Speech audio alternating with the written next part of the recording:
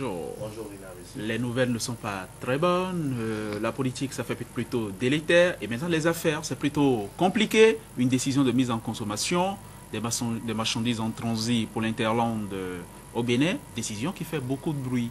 Oui, beaucoup de bruit et on a vu d'ailleurs les transporteurs monter au créneau pour protester contre cette décision du gouvernement. Même si on peut leur donner acte de cette protestation, d'abord il faudrait pouvoir dire que c'est une question structurelle, cette question de mise en consommation des marchandises. Qu'à un moment ou à un autre, il faut que le débat se fasse. C'est vrai qu'on ne peut pas régler une question structurelle de manière conjoncturelle. Et c'est l'attitude du gouvernement dans ce dossier-là, puisque le gouvernement a décidé sans une concertation tout d'un coup de mettre en consommation les marchandises en transit vers le Niger. La question mérite d'être approfondie, d'être réfléchie et que cela se passe à tous les niveaux de la République. Ce n'est pas une question qui concerne seulement le gouvernement, c'est une question qui concerne aussi bien le gouvernement, l'Assemblée nationale et toutes les composantes, les hommes d'affaires, tout le secteur économique du Bénin. Parce que un jour ou l'autre, il faut qu'on fasse le débat. Parce qu'on ne peut pas continuer de cette manière-là, où les marchandises viennent, on nous paye quelques frais, ces marchandises-là sont transportées sur nos routes, dégradent nos routes et s'en vont, et d'autres pays les écoulent ailleurs pour en tirer des grands bénéfices. Un jour ou l'autre, il faut que le problème se pose, qu'on puisse réfléchir, qu'on trouve des passerelles d'entente avec les Nigériens pour qu'ils puissent voir comment contribuer au développement aussi du Bénin, puisque eux-mêmes ils en profitent. Donc la question mérite d'être posée, mais pas de cette façon-là, qu'on réfléchisse pour que le Bénin puisse voir qu'est-ce que je gagne dans ce processus-là. Parce que c'est de nos routes qu'il s'agit, c'est nos routes qui sont dégradées par le transport de ces marchandises-là, c'est nous qui avons le port. Mais, je l'ai dit, c'est une question structurelle, ça doit être réglé avec l'Assemblée nationale, ça doit être réglé avec les opérateurs économiques, ça doit être réglé au niveau de toute la nation. Le gouvernement ne peut pas se lever de son propre chef et décider de dire à un directeur d'une régie financière, notamment le directeur de la douane, juste par un arrêté, de décider de la mise en consommation. Parce que, est-ce que la directive des impôts peut se lever aujourd'hui et dire que le taux de la TVA, au lieu que ça soit 18%, que ça devient par exemple 25%? C'est la question dont il s'agit. Le consentement de l'impôt. Si on doit pouvoir le faire, il faut que ça retourne au niveau de l'Assemblée nationale qui donne son accord. Parce qu'il y a une loi de finances qui a prévu ces recettes-là. Si aujourd'hui on doit pouvoir modifier, il faut qu'il y ait une loi de finances rectificative qui vienne corriger les choses pour que les choses se passent dans les règles de l'art. C'est pourquoi je dis que c'est une question essentielle, structurelle qu'on doit poser. La préoccupation du gouvernement est juste. On ne peut pas laisser nos voisins continuer par bénéficier de nos infrastructures alors que rien ne rentre dans nos caisses. C'est fondé, mais on ne peut pas se lever du jour au lendemain et changer les règles de jeu sans concertation alors que nous sommes ensemble dans l'UEMOA, nous sommes ensemble dans la CEDEAO. Il faut que le problème se pose, qu'on trouve des réflexions, qu'on échange avec nos partenaires, qu'on puisse les amener à comprendre que, attention, nous aussi, nous avons besoin de ressources pour construire notre pays et qu'on puisse associer toute la nation à cet état de choses. Mais on ne peut pas se lever du jour au lendemain parce que le Fonds monétaire international exige que nous puissions atteindre, par exemple, le pourcentage des recettes pour le mois de novembre et qu'on demande à la douane, par exemple, d'avoir 30 milliards comme recette pour le mois de novembre et que c'est l'une des conditionnalités pour que nous puissions bénéficier de la subvention qu'on veut nous donner pour le budget 2011. C'est bon qu'on en arrive là, mais la question, on ne peut pas régler des questions structurelles par des questions conjoncturelles. Donc vous pointez la méthode, vous pointez la stratégie, vous dites qu'il y a peut-être une part d'improvisation dans cette décision-là, mais vous dites qu'il faut que ce soit concerté pour que ça soit plus mûri. Mais est-ce que c'est simplement possible? Puisque nous avons des ports concurrents dans la sous-région, est-ce qu'on ne peut pas craindre que le port de Cotonou devienne moins attractif?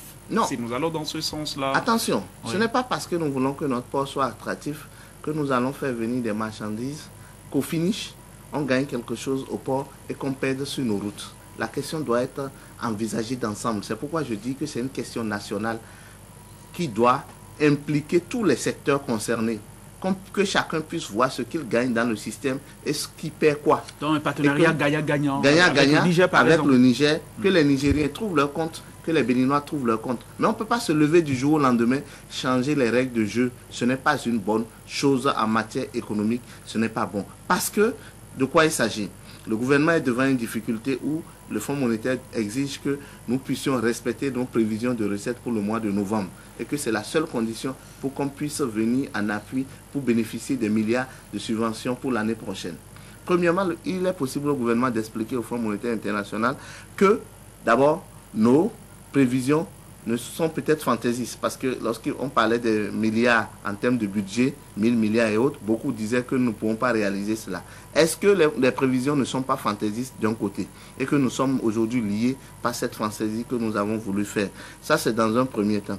Dans un second temps, nous avons constaté tout au long des mois de l'année qu'il y a un problème au niveau de la régie financière que constitue la douane.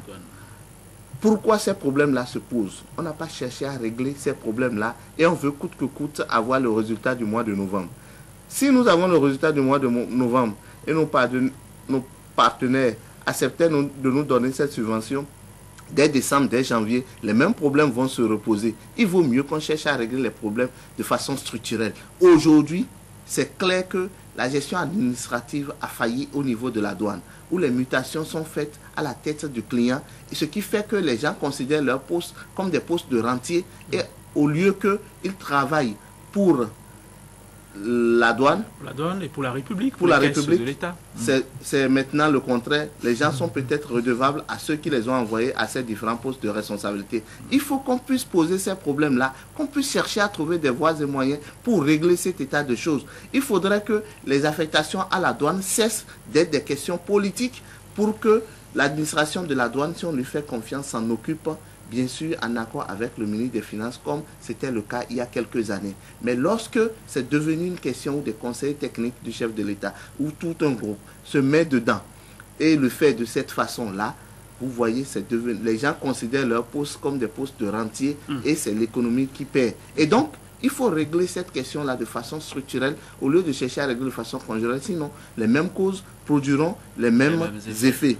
Mais ce qui est sûr et certain, c'est que la question de mise en consommation ou de transit doit se poser de façon plus générale, que le gouvernement associe toutes les couches de la société concernées par ce problème-là, les députés à l'Assemblée nationale, à l'occasion du vote du budget par exemple. Ça peut être des questions qu'on peut poser aux députés, qu'il y ait des séminaires, qu'on puisse entendre, qu'on négocie avec les Nigériens pour dire attention, vous ne pourrez plus continuer par nous donner des miettes, alors même que nous avons la preuve que les marchandises que vous transitez par notre port, des marchandises qui dégradent nos routes avec les camions, ces marchandises, vous les renvoyez aussitôt au Nigeria. Il ne faudrait pas que vous soyez les seuls à en bénéficier. Nous qui avions l'outil naturel, il faudrait que nous ayons notre quote-part. Absolument. Donc, dans ce sens-là, c'est recevable la préoccupation du gouvernement, mais se lever tout de go qu'un directeur de régie se lève pour changer les choses, oui. Je trouve que ce n'est pas la meilleure attitude. Et c'est ça, ce manque de concertation qui aboutit, hélas, à des décisions comme celle des transporteurs où ils décident d'aller en grève parce que, premièrement, ils n'ont pas été associés. Deuxièmement, on ne leur a pas expliqué le sens de la décision. Et troisièmement, la décision est prise sans concertation.